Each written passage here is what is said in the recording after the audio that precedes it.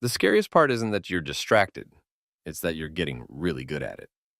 See, distraction isn't just you being lazy, it's you being tricked, hacked, hijacked like your brain's some rusty old ship, and dopamine's the pirate captain now. And he's not even a cool pirate. He's a TikTok pirate with ADHD and a sugar addiction. He doesn't want you to do anything meaningful. He just wants you to scroll forever. Let me say something brutal, and if it hurts, good. That means it's working. If your attention can be stolen, so can your life. And guess what? It has been. Slowly, quietly, in 5-second increments. You didn't notice because it didn't hurt. It just numbed. That's how it works, not with a bang, with a ping. Because your life is your attention. Don't get it twisted. It's not your money. It's not your job. It's not your relationship status or your follower count or how many self-help books you've highlighted without actually finishing. It's your minutes, your mental bandwidth, your focus. That's the real estate your future gets built on. And if your attention is scattered, so is your potential. Your minutes are your mind. And right now, your mind is being strip mined by algorithms with PhDs in addiction science. Where your focus goes, your future grows. And if you've been wondering why your goals feel stuck, maybe it's because your focus is stuck. Watching mukbangs and fail compilations and 11-minute videos about 10 billionaire morning hacks while you haven't even brushed your teeth yet. We don't lack discipline. That's not the epidemic. We lack defense. We're walking around with 100 open tabs in our brain and no firewall. Modern life isn't neutral. It's a war zone for your attention. Everything around you is engineered to hijack your brain and sell it back to you in the form of dopamine hits and merch ads. And here's the kicker. You're not addicted to your phone. That's the surface level diagnosis. You're addicted to escape. Escape from what? From your own unmet potential. From the guilt of unfinished dreams, from silence. Because silence reminds you of everything you've been avoiding. Escape feels easier than effort, easier than sitting with discomfort, easier than looking in the mirror and asking, why am I not who I said I'd become? So you scroll, you binge, you double tap, you laugh, you numb. You distract yourself so well it starts to feel like progress. But it's not progress, it's just motion sickness. You're not moving forward, you're just spinning in place with fancy transitions. Here's what no one tells you. Distraction isn't neutral. It costs you. It steals time from the version of you who actually does the work. And worse, it trains your brain to crave the shallow over the deep, the quick hit over the long haul, the candy over the meal.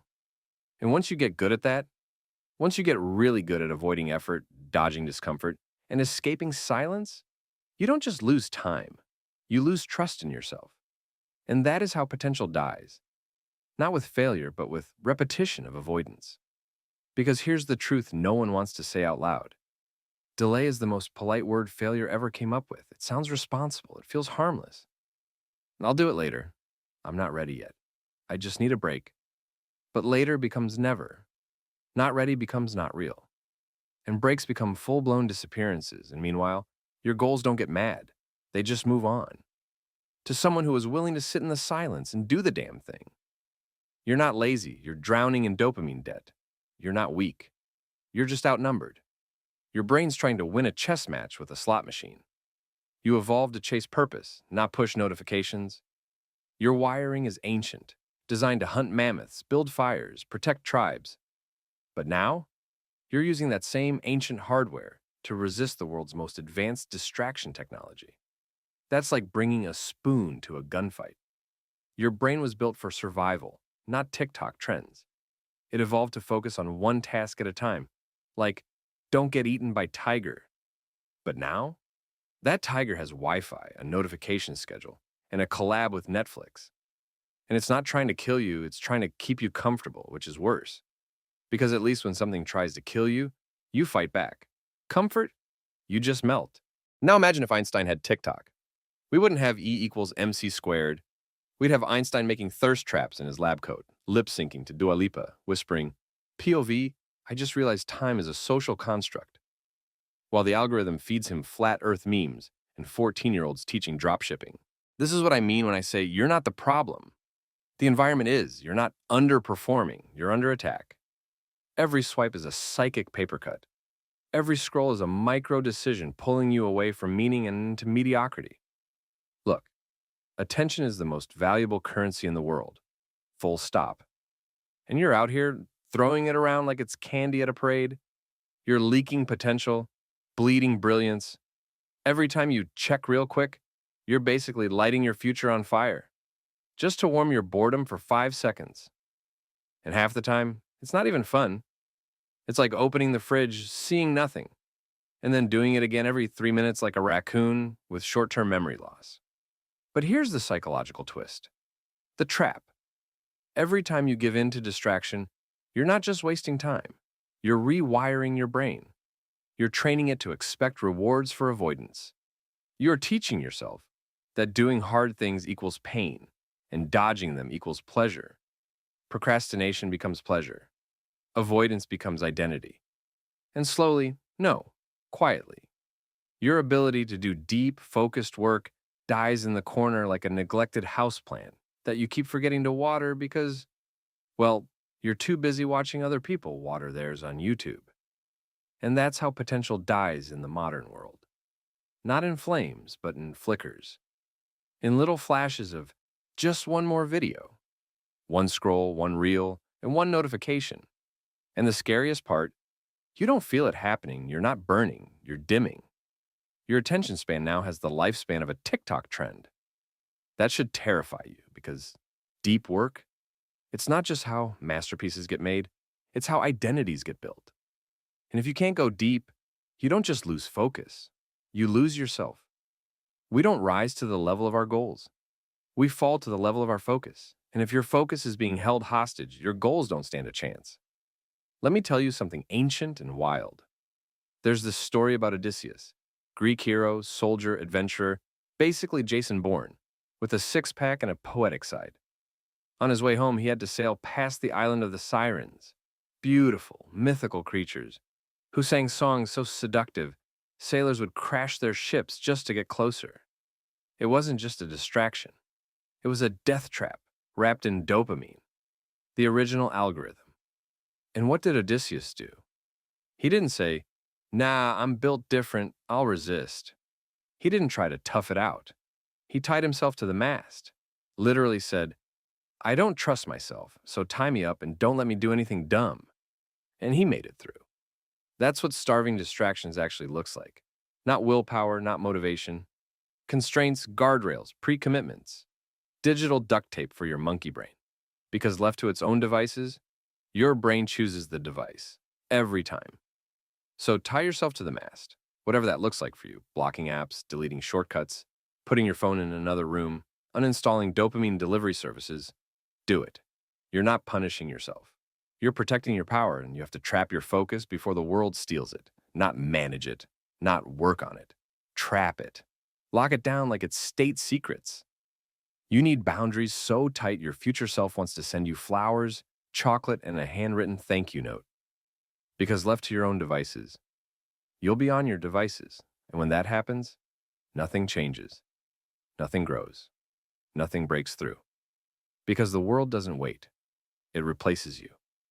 Quietly. It forgets your name while you're still trying to spell productivity with 14 Chrome tabs open and 0 completed thoughts.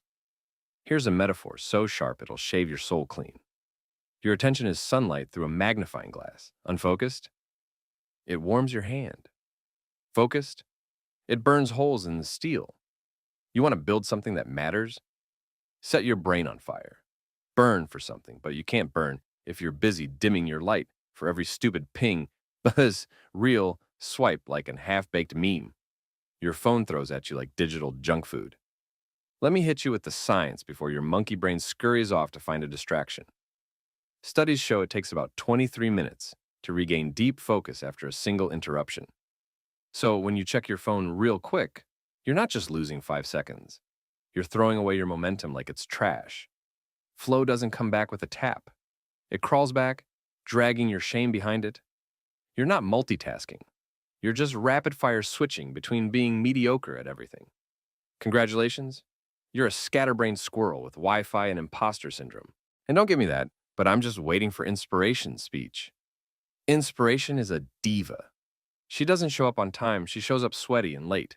And only when she sees you already working. She wants to see you ugly, grinding, frustrated, halfway through something terrible, but trying anyway. She doesn't reward wishful thinking. She rewards effort with a pulse.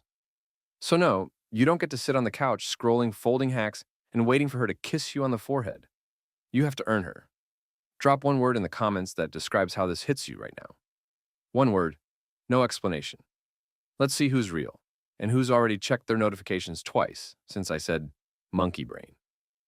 Now, here's the brutal truth, and if you've made it this far, you're ready for it. Your future doesn't depend on what you chase. It depends on what you ignore, not what you add, what you subtract. You don't need to do more. You need to protect what you already know matters. Because your dreams, they're not drowning in laziness. They're drowning in noise. And the most dangerous kind of noise is the kind that feels useful. The podcast you don't act on. The tutorial you never finish. The article you skim, nod to, then forget. It's not that you're not learning, it's that you're not doing anything with it. And that's the trick. Distraction now wears a productivity costume. It shows up as research, as self-care, as just catching up. But if you zoom out, you're bleeding minutes like a bad horror movie. And every time you lose focus, you trade meaning for meh, depth for dopamine, purpose for pixels. Even Rihanna turns off her phone in the studio. Even Mr. Beast goes off-grid when he's building something huge. Even Elon, for all his chaos, probably silences Twitter when he's launching a rocket. Because you know what they get? They get this.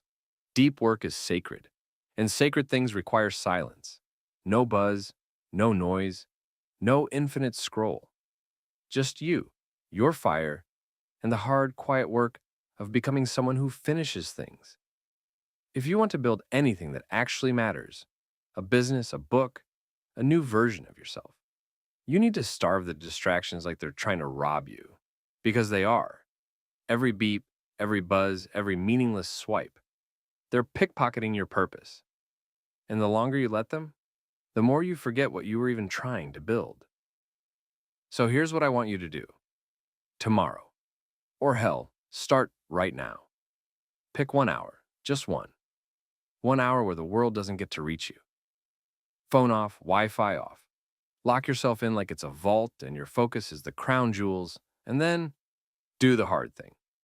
Read the book. Write the thing. Solve the problem. Build the system.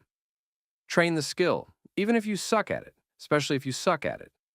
Because suck leads to solid, and solid becomes sacred. And if your brain starts screaming for distraction, good. That means the parasite is dying. Don't feed it. Let it starve. Let it suffer. Let it shrivel.